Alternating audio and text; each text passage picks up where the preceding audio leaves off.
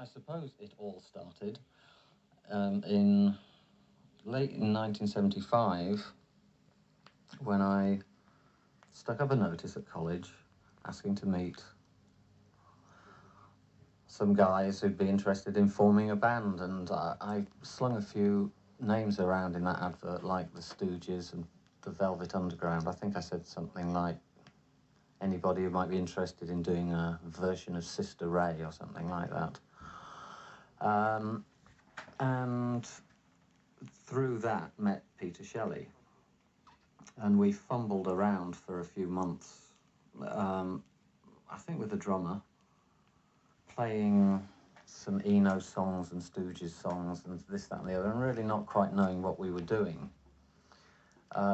Obviously, at the same time, the Sex Pistols had started to happen, because I think by the time Peter and I saw them in February '76, they'd already played a few gigs at St Martin's College. So it's always been curious to me that, you know, that they were doing that in London. We were up here.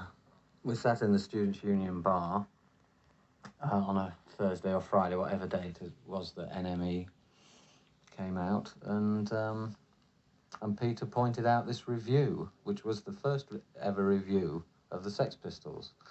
Don't look over your shoulder, the Sex Pistols are coming.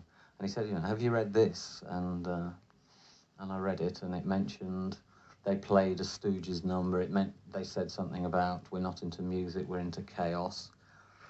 And it happened I could borrow a car that weekend, and we just decided to go down to London and see if this band, the Sex Pistols, were playing. Went to see them, sort of looked at each other and said, yeah, we'll go back to Manchester and do sort of something like this, because, of course, nobody else was really doing anything like that at all, and the Sex Pistols had about 5 or 6 followers. One of the things that particularly made me latch into them was also the fact that John Lydon is, and was, a kind of poet. I can particularly remember the line, I don't know what song it's from now, eat your heart out on a plastic tray. Vivienne Westwood said to me at some point, you know, John didn't write, I want to be an anarchist. The refrain of Anarchy in the UK was, I want to be anarchy, which is, again, a kind of poetry. So for me as a lyricist, there was sort of immediately something there, not only the Stooges bit and all this, that and the other and the style, but there was actually lyrically really something happening. So anyway, we come back to Manchester. We've got a little bit more of an idea what we're aiming to do, and what I'd actually done was said to Malcolm, well, if I could fix it up, do you want to, you know, I'll try and fix you up to play at our college. And he said, yeah, if you can fix it up, we'll do it. I couldn't get the Students' Union to go for it at all. So he then said, well, you know, find somewhere and we'll come and play. And I can't remember who told me about it, but I somehow learned about the Lesser Free Trade Hall, which is this little hall that holds about 400 people above the Free Trade Hall. And I think it was about 25 quid to hire it or something. And they came up and played in June of that year. About 100 people turned up. They really enjoyed it and they wanted to do it again. And at that gig, we met Steve Diggle there, because Steve was sort of wandering about outside, and Malcolm McLaren sort of in his, you know, entrepreneurial way sort of hauled him in and said, you know, come to this gig, your friend's inside or something. And we met Steve there. And so by the time of the second gig in July, we were ready, and you know, we opened that evening's entertainment, and then there was Slaughter and the Dogs, and then the Sex Pistols played.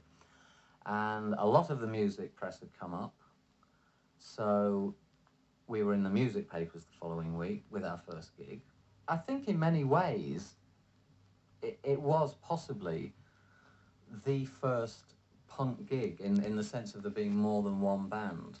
I think that gig was an instance of one of those gigs where far more people claimed to have been there than could possibly have fitted in the place. From that first gig, we played, you know, with me singing, I should say about 10, I played at most about 10 dates through to the end of 76.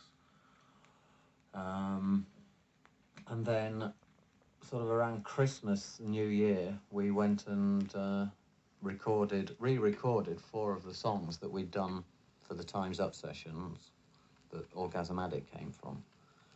We re-recorded 4 of those songs, Breakdown, Time's Up, Friends of Mine, and Boredom. The only way we could get a record out was to do it ourselves. And so we formed this label called New Hormones.